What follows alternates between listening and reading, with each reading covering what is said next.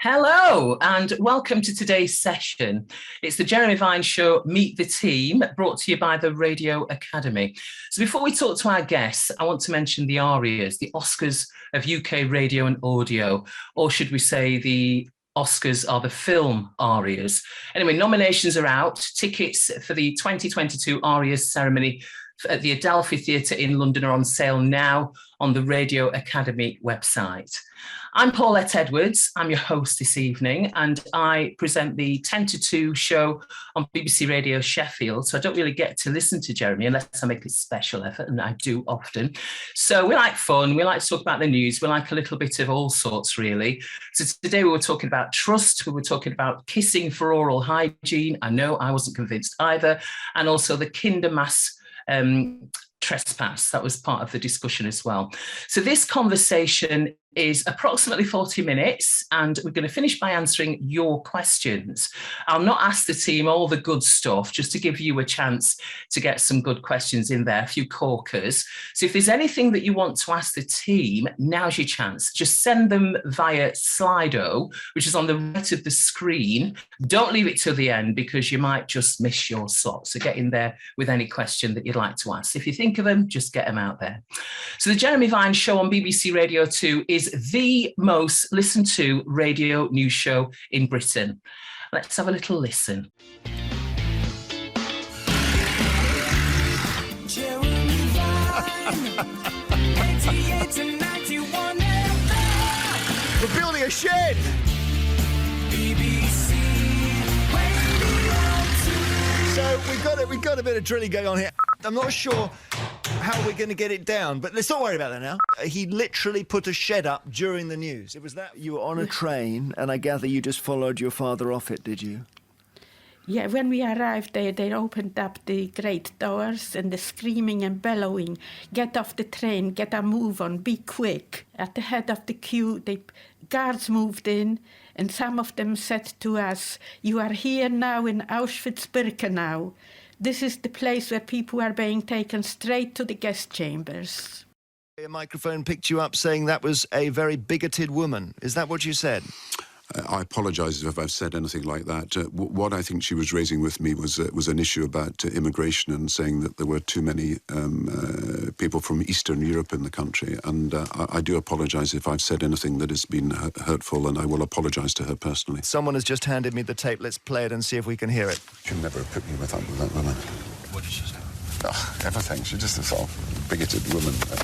I went home and got a knife to get the meat out of it. And how much meat did you cut out of the dolphin? Oh, a few pounds, yes. Can I ask, are you cooking it now, Arthur? I am just about to put it in the frying pan.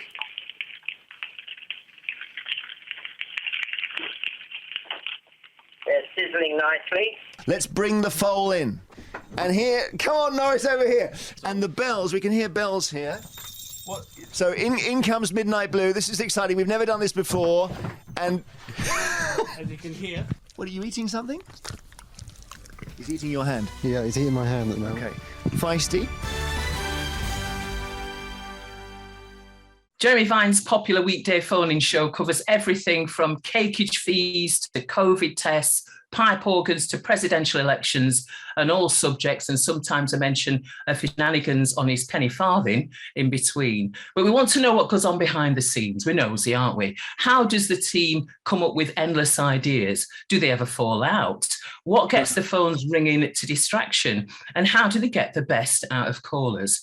So lots for us to think about with presenter Jeremy Vine, say present and correct, editor Tim Collins, producer and reporter Tim Johns, and producer Alison McGarragh.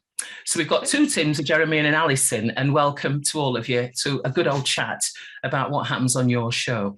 So I'm going to just start off by going around the team. I'm going to start off with you, Tim, as the editor. What's your role then in the show? How would you describe it? We know you're the editor, but what does that mean for this show? That's a classic start. You're on mute, Tim.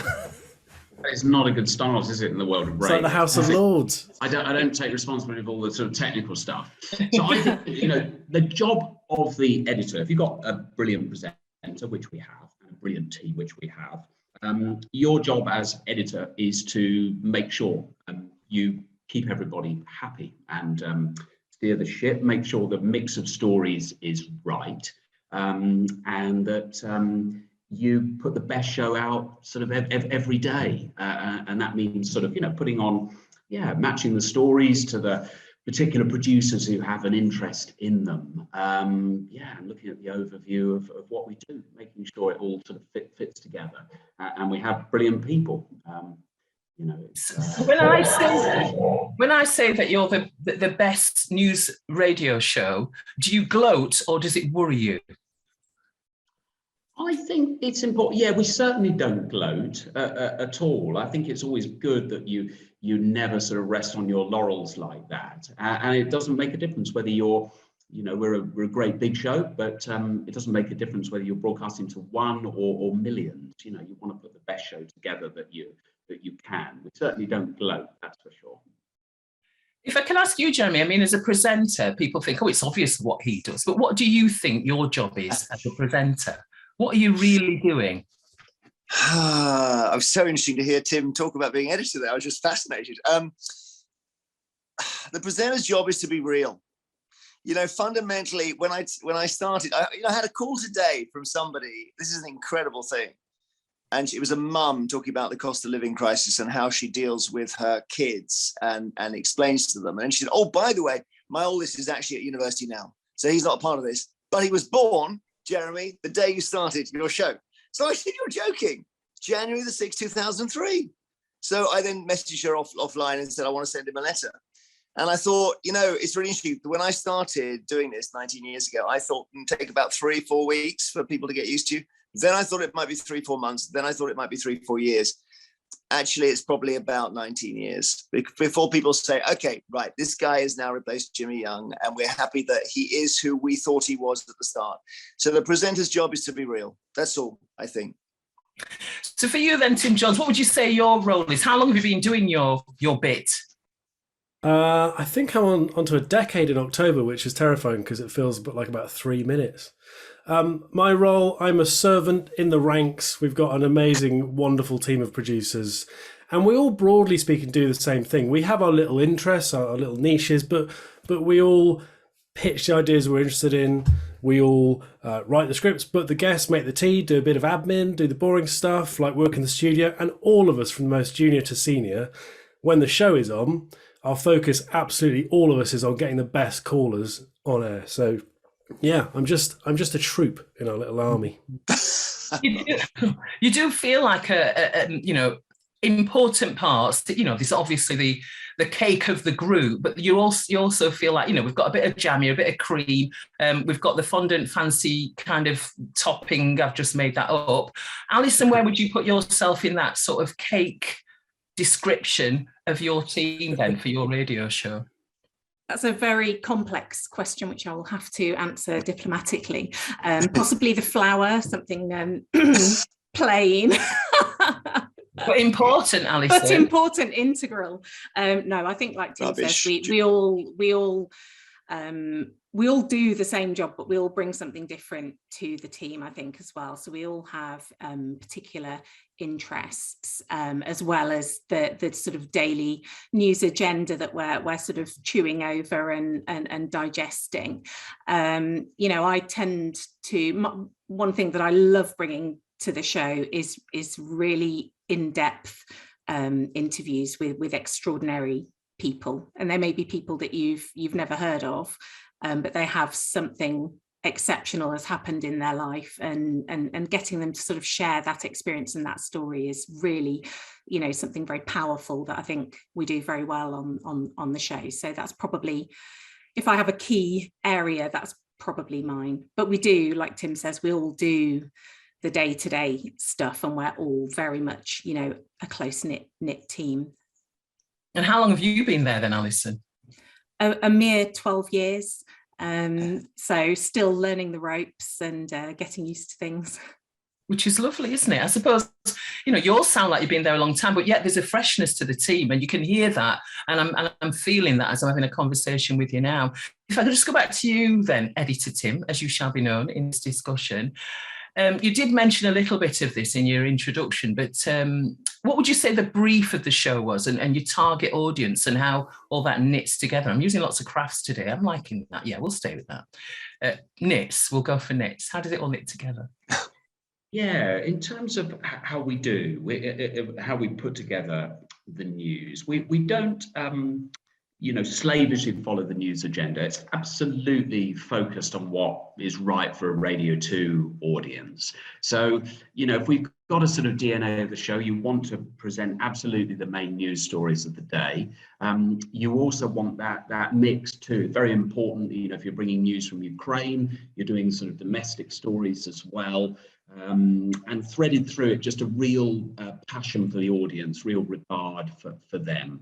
And obviously, it's not a phone-in show. We do the items, but we have a very sort of big part of the program is audience feedback and audience interaction. And that's really in the sort of DNA of the show.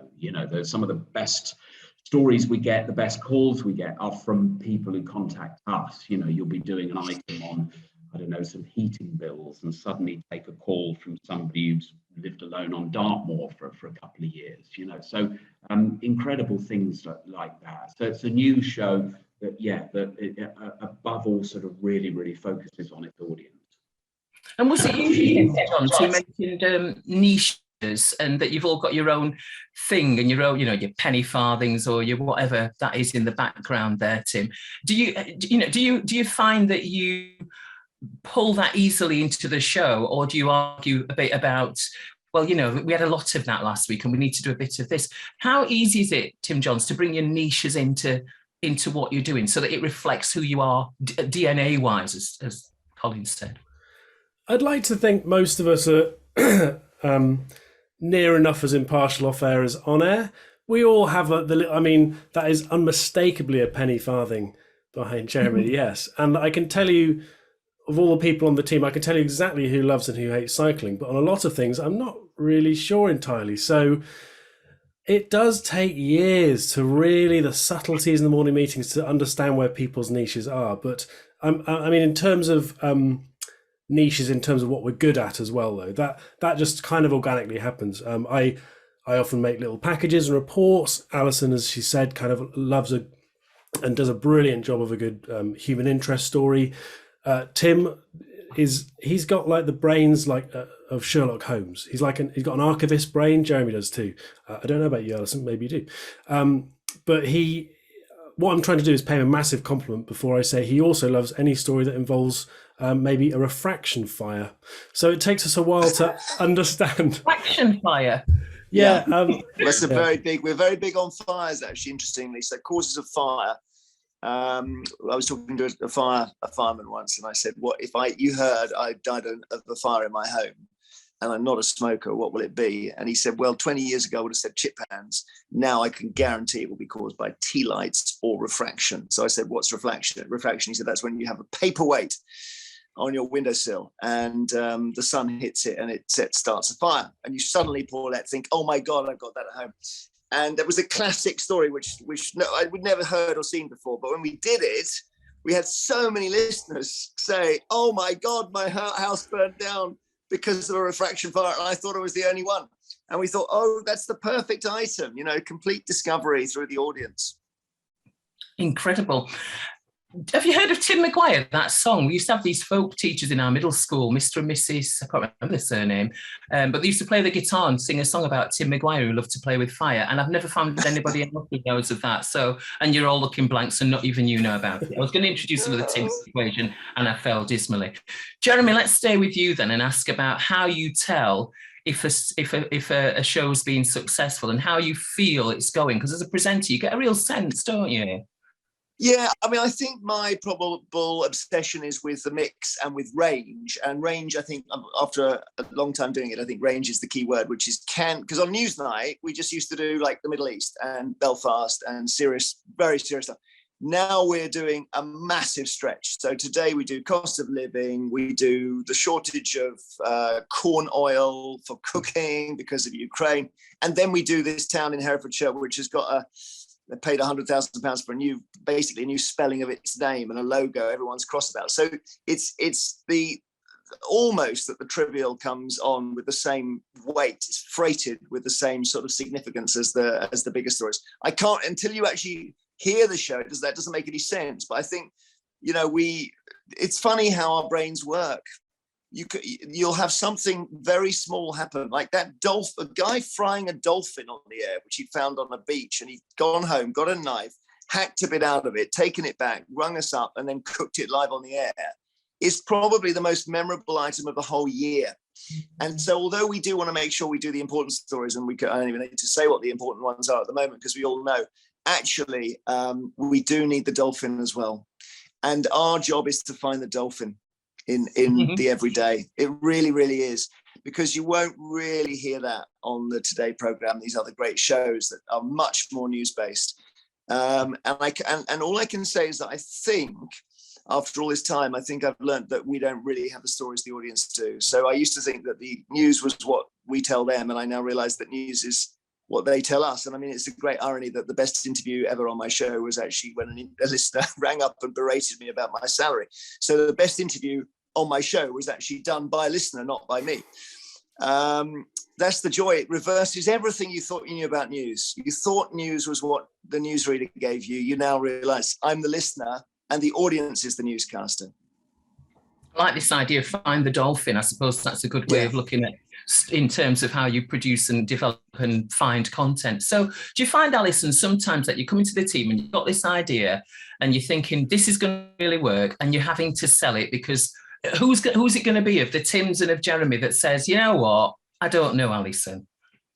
I think, you've just described our morning meeting, basically, and that's where we all throw our ideas into the ring and we say what we think we should do on the show, what the subjects are, and it may be the big news story that day and your take on it, your question on it, but it's also going to be that sort of random small stuff, the quirky stories, the dolphin stories that Jeremy is talking about, and they're all part of the DNA of the show, really, and that balance that we're seeking, especially with news being so very serious these days, that lightness is really important. And we do, there is an element of taking a story in and selling it, but I think anyone who works in radio, you have that radar, don't you, where you sort of think, yeah, I can really hear that working, and that sort of gives you the confidence to sell it to your colleagues and get it on air. And sometimes, obviously, as a news program, we're looking at the news, but often it's looking at the world around us as well as individuals, and often those quirky sort of strange little stories just come from something we've seen or thought or heard in our own worlds. I mean, one that we did recently, if anyone who's got kids knows the song We Don't Talk About Bruno, which was like a massive hit. We couldn't get it out of our heads. I mean, my children were waking up in the morning singing it all day, and that became an item on the show, and Bernie, the producer, booked Justin Hawkins from The Darkness to come on and do a full deconstruction of this song and why it's so incredible and catchy, and it made a really fun, great piece of radio, and it's just an idea, a thought that just comes from around you and from life. So I think we're all doing that all the time. What could work, and it just clicks. I think once you know your show well, you get that sort of sixth sense for something that's gonna really fly. And Tim, we called you the package man, and you seem to be okay with that, so I'm going to stick with it. Do you come up with ideas yourself? Is it what Alison has just said there, where something just pops up in your life and you think, oh, there must be something we can do with this? Or are you, does your team say, we want you to do something on this? Oh yeah, all of us, all the time. And anyone who works on a similar show in the whole industry, I'm sure, has a notepad, or these days probably a note on your phone, right? I mean, you're watching TV, you're talking to friends, family, whatever. You can't get away from your brain going, oh, that could be an item. Write it down on your phone. And also just thinking, I always have a rule: if I hear something or read something that's just brilliant, even though it's not an obvious item, I'm like, well, how could it become one? Especially audio. If you work in radio, and especially quite an analog program like ours that's not massive on digital social media, we're very much like FM, DAB, focused. If there's a great bit of audio somewhere, I always think, how can that become an item? But we all do it. The whole team. Every morning there's equality, and we all take it in turns to pitch ideas, and that's the lifeblood of the show, really. And if you've just got an idea like turquoise lampshade, do you just throw it in and just see what Tim, Alison and Jeremy think of it, and just think of how you can make that into great radio? And what would that process be then? If I ask Collins. That's right. It's often sort of stuff. I mean, we did an item yesterday just on whether you take your shoes off in the house, yes or no. So, and I did kick myself when I sort of thought about it, because me and my wife, we've had like umpteen arguments about this, just between ourselves. And I actually never thought, gosh, we should make this an item on the show.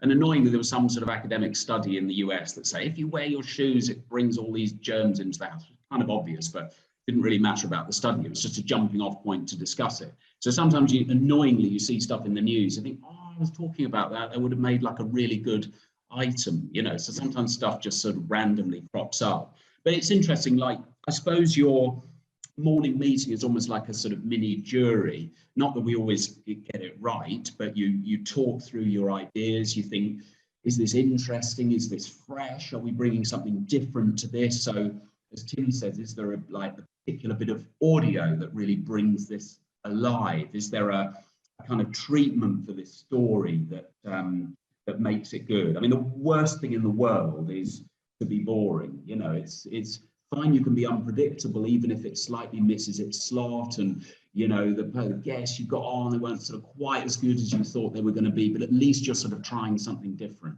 So you're always looking for something that is engaging and different and that works.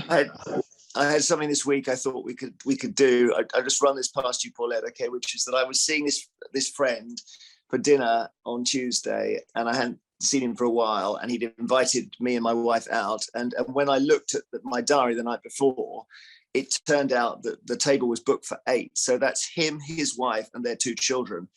But me, my wife, and my 2 children who are 18 and 15. Now, I hadn't asked them.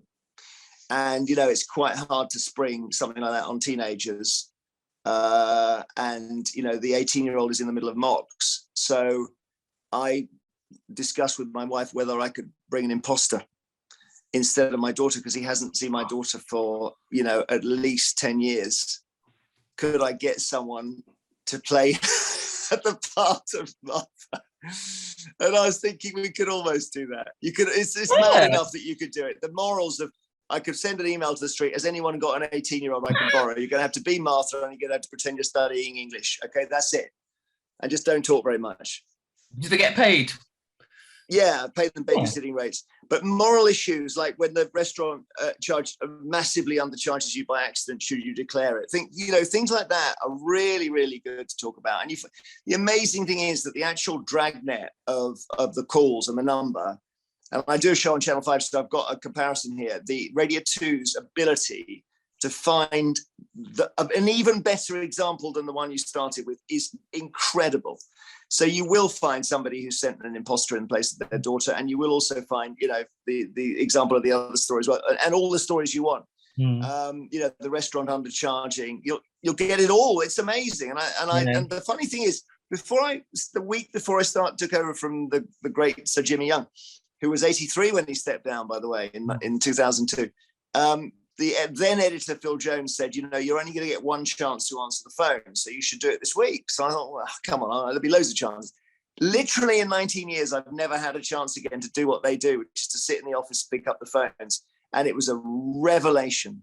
And it's almost worth me taking a week off to do it, because that's where the action is. And I don't really understand what they do, but it's brilliant the way they triage calls on the second floor. I think we're probably a market leader in it, because, you know, at every show is going to have a pinch point. So you could have 100,000 people ring. If you only got 6 people answering the phones, you're going to have that funnel bit. But somehow they get the calls to air. I think it's brilliant. Well, I want to know, first of all, if you think you're going to be carrying on until you're 83, 84. Yeah, definitely, yeah. Yeah, sure. You're just going to keep going until you've had enough, or until we've had enough, which, you know, I don't Yeah, I mean, the thing is, it's the best. It really is the best show to present. And I've presented Crime Watch, Panorama, Newsnight, so I can tell you for sure, it's the best. Great.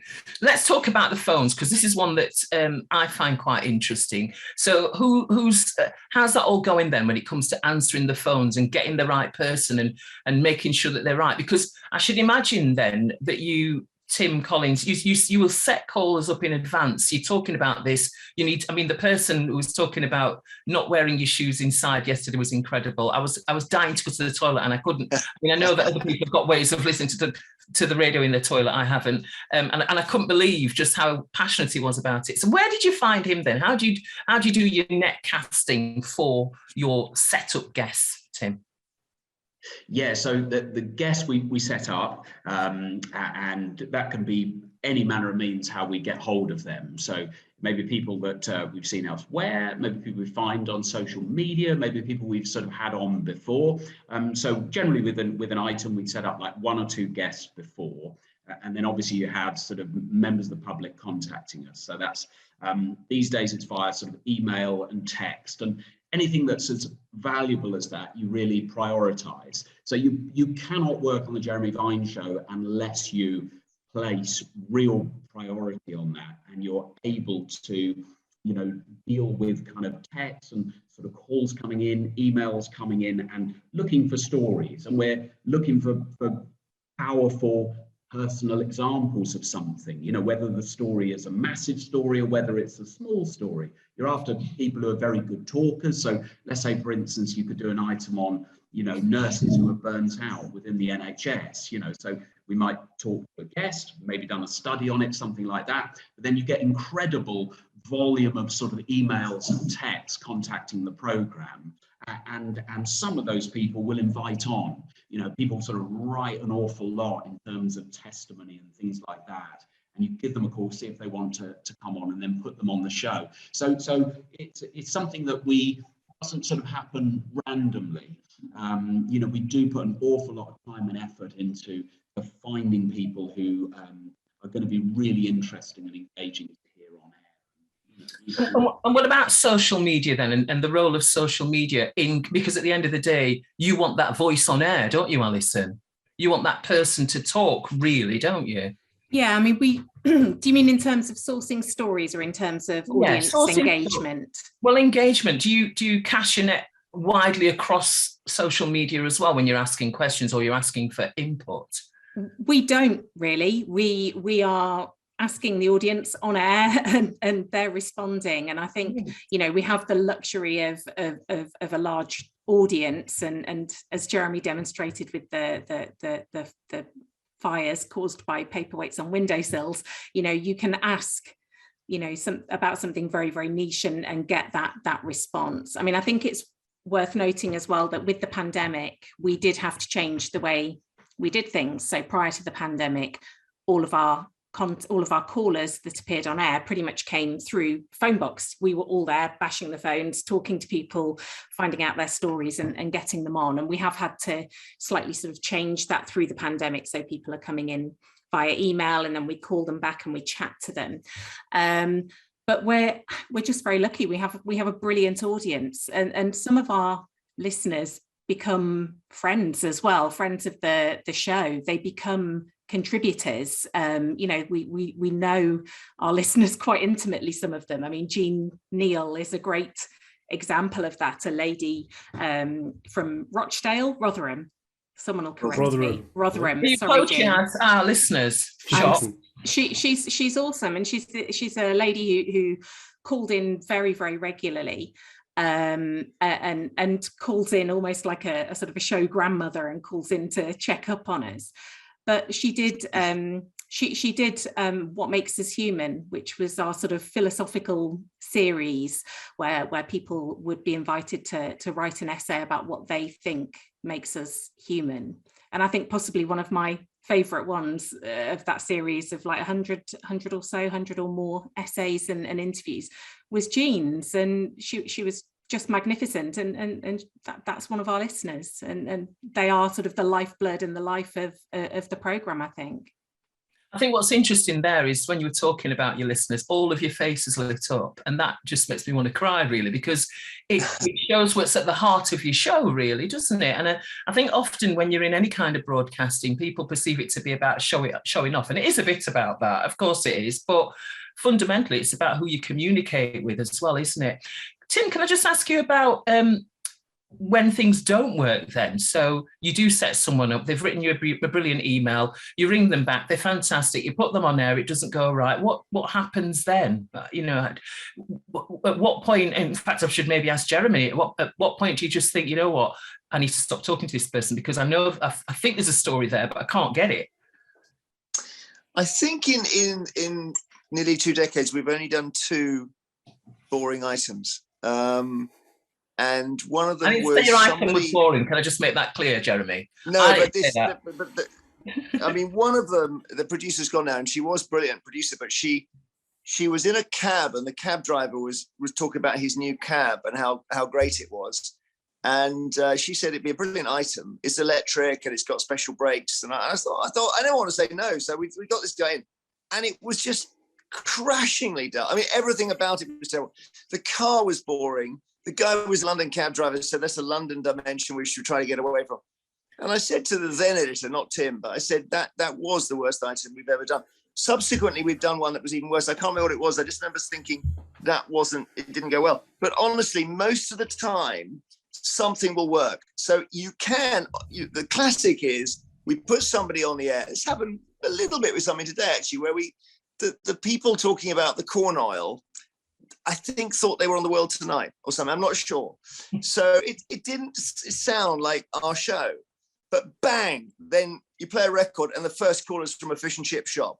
And then the next caller is making crisps. So you'll usually find something will work. And you just need one thing to take off. And often the items that don't work are rescued by callers.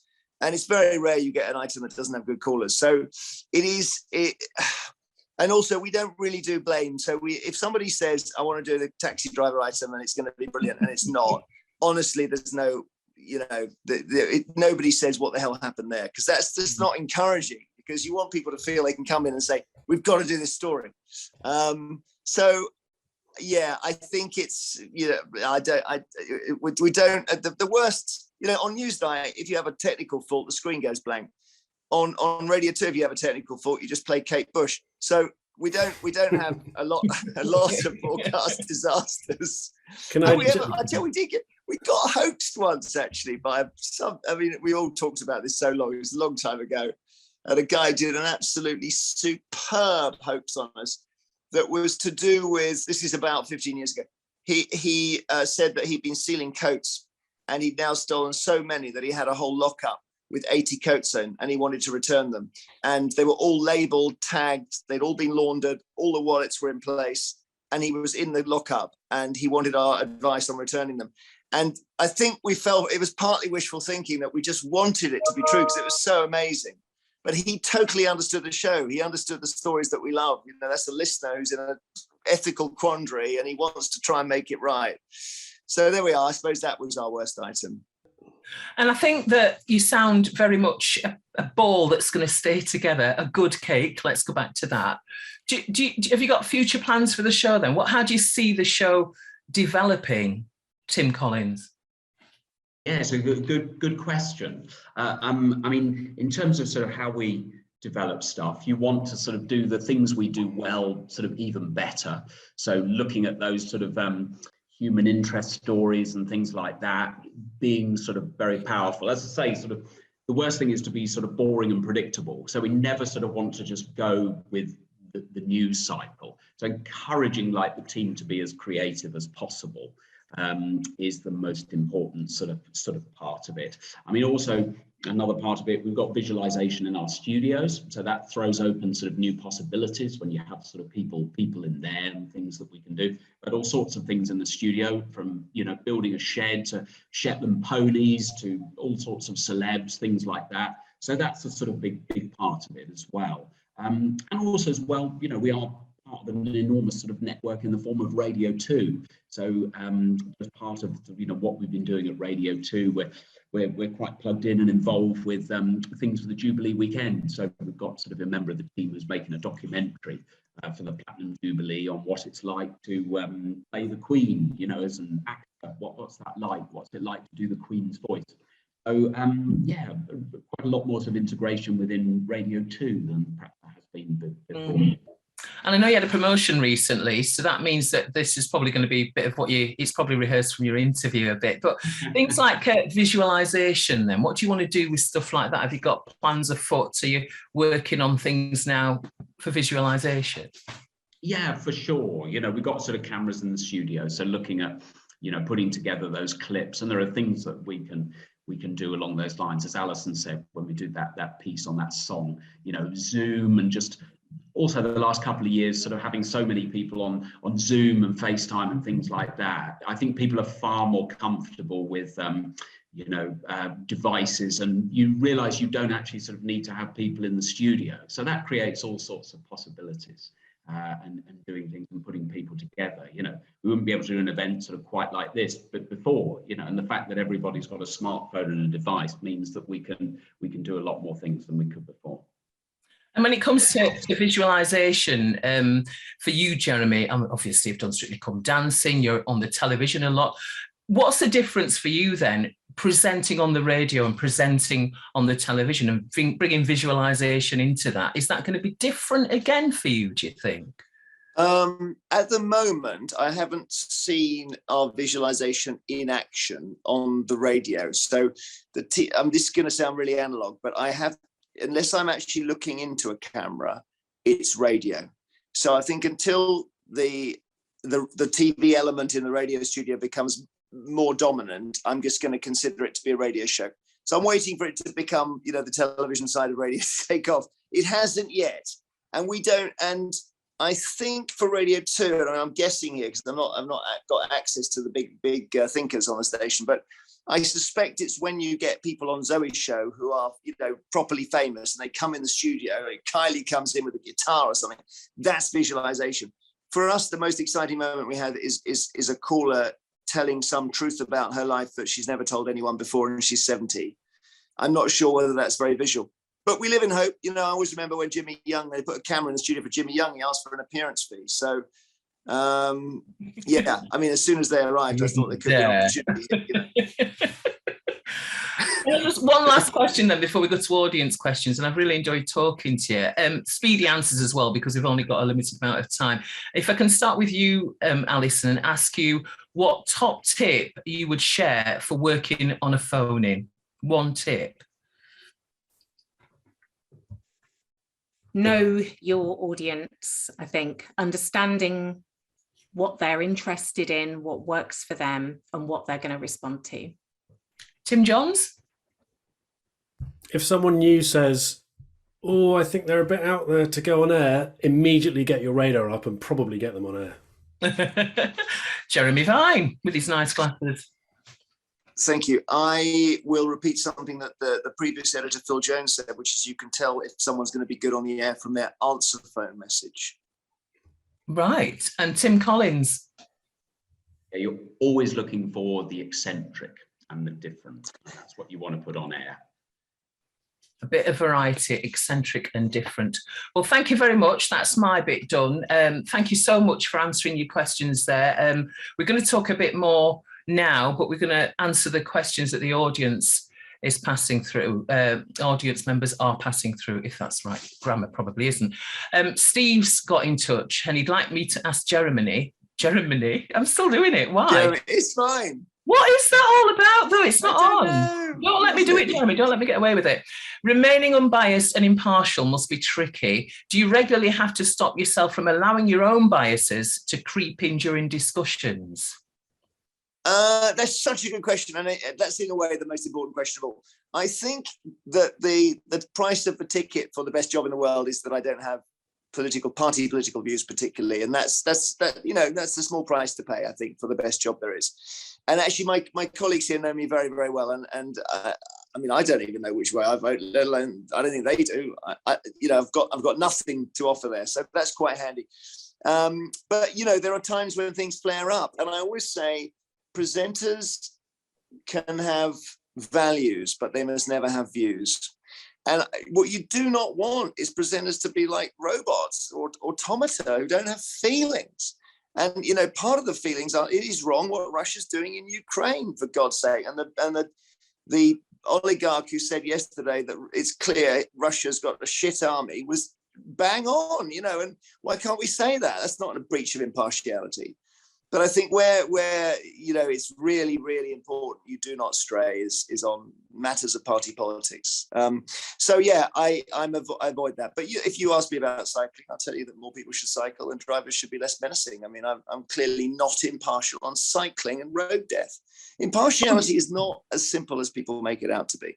And do you get that in terms of what you do as a presenter? Do you get that some presenters who have worked for the BBC have found it a little bit of a tight jacket and have therefore gone elsewhere? Do you understand that? I don't, because I mean, Andrew Marr has said that recently. He's gone to LBC, but no one can detect any new views from Andrew since he made that move. And actually, I think impartiality is good for business, because when I think of, I mean, I could think of one presenter in particular who's got very out there views, not a BBC person, used to be BBC.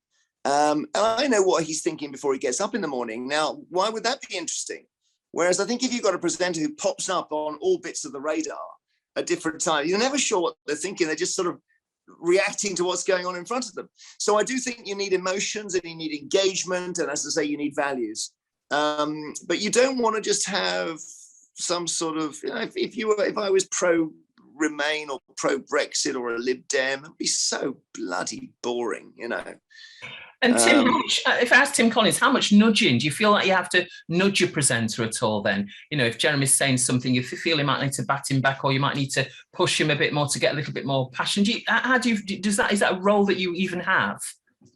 Yeah, no, look, I don't think I need to do that. I'd support all of what Jeremy's saying. And I think if you had a presenter with very, very clear views, I mean, it's a problem on a radio program if you're just inviting a load of guests from one particular side. But we on our show have excelled, I think, always in having sort of one person on one side, one person on the other, and having very, very passionately held views. And obviously, if we have a kind of corporate view of it as a show, that would make it impossible to marshal that. And I think to give the audience that opportunity as a Brexit on one side, Remain on the other side, and well marshal it. I mean, I think that's just an amazing thing to do. And we could not do that if we had a corporate view on it either way. And it would be far duller as a product. I mean, I don't think, you know, because you're impartial, you have to sort of make, you know, let's just book dreary guests. I think the reverse, it actually liberates you to be able to get both sides on and referee things properly. We've kind of touched on this already, but if I can ask you, Alison, Hazel's got in touch, and no, it's not Hazel, let me go above. It's Janie Ann, I think it was. It said, how far in advance do you plan the programme? We've touched on this, I think, already, haven't we?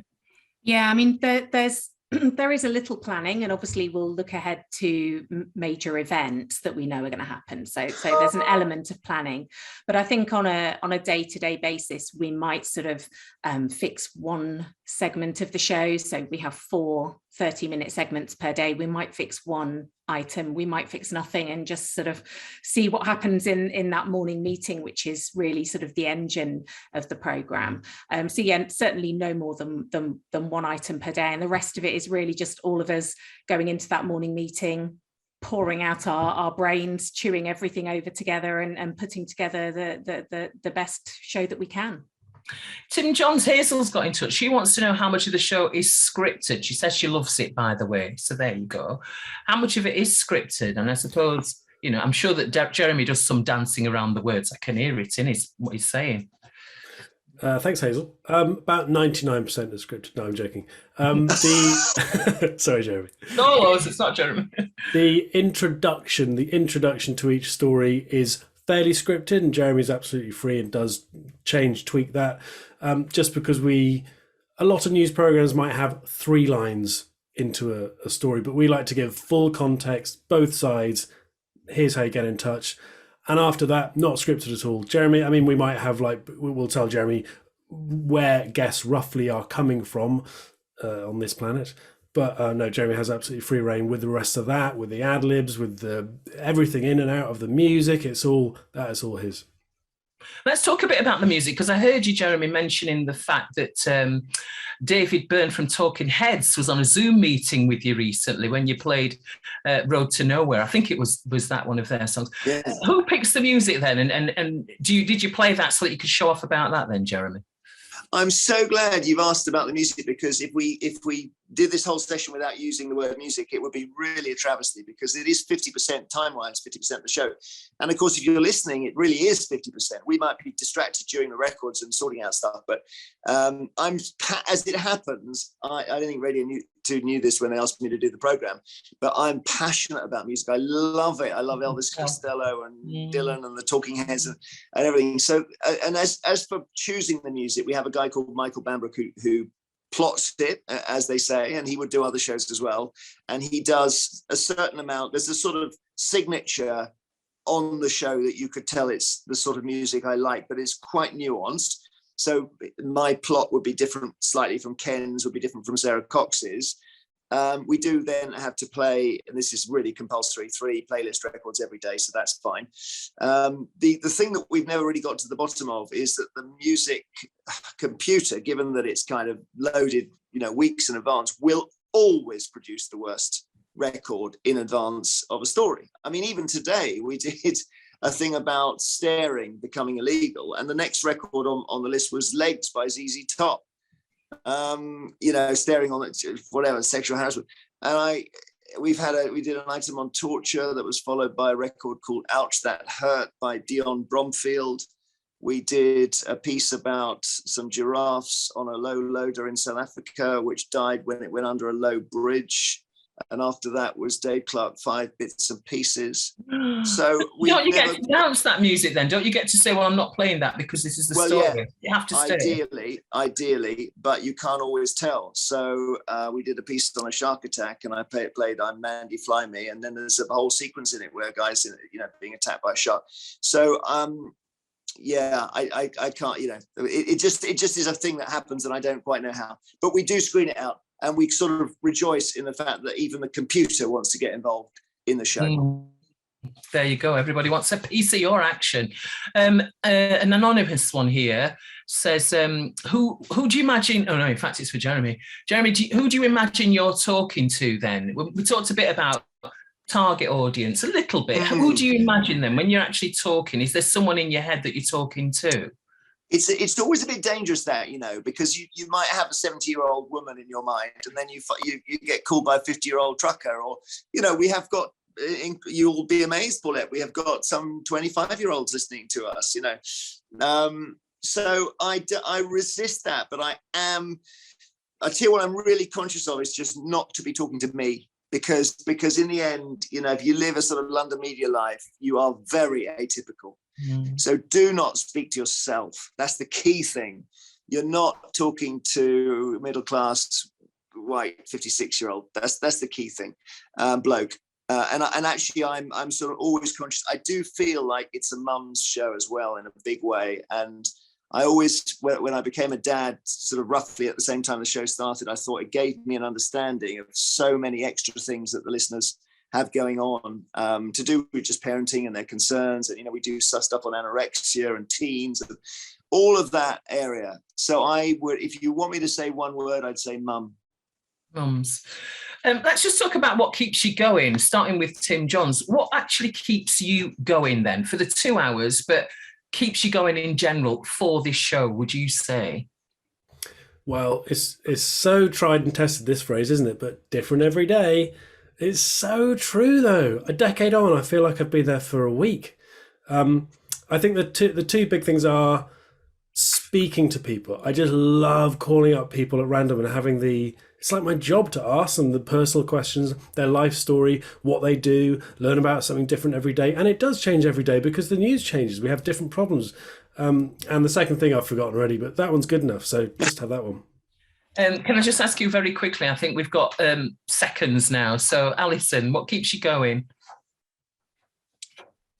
I think, like Tim said, it is just that every day is a school day. I learn so much through this show. It's like being thrown into the fire every morning, and you've got to become an expert on this story you're working on in the space of an hour and a half and deliver a good piece of radio, an excellent piece of radio. And it's fun. It's it's just so varied and so exciting to work on. Love it. So Tim, very briefly, 1 second. That's mean. Sorry. No, don't apologize. Yeah. Just the sheer unpredictability. Yeah, you could be talking to somebody about COVID or whatever, and the chap sort of bungs on, by the way, I'm the stuntman on the latest James Bond film, something like that. You never quite know what sort of turn it's going to take. And also as well, how compassionate people are. We sometimes focus a lot on the negative. You realise like a lot of people like incredibly kind and helpful, even in the face of sort of difficulties. People want to help out other listeners and doing incredible things. What about you, Jamie? Water, coffee and... Me? Yes. Oh, listen, we're the Radio Academy here, aren't we? So I'm going to say that actually we shouldn't forget that we're part of just the fantastic network Radio 2. And walking into the lift and there's, back in the day, Wogan or Chris Evans or Steve Wright or Ken Bruce or Sarah Cox or Joe Wiley. And radio is quite a small industry. And to be with serious legends in the same building, in the same lift, that's what I love. Showbiz. Jeremy Vine, thank you very much. Tim Collins, Tim Johns, Alison McGarragh, thank you so much. It's been a real joy to have a good chat with you today. And thank you for watching as well. Thanks for being part of this. And the Radio Academy, thank you very much for, being a part of this group. So spread the word about future events and our podcasts and the benefits of being a member of the Radio Academy. And if you missed any of this conversation, you can catch up on the Academy's website. I'm Paulette Edwards from BBC Radio Sheffield, and I'm going to nick a lot of these ideas. Thank you.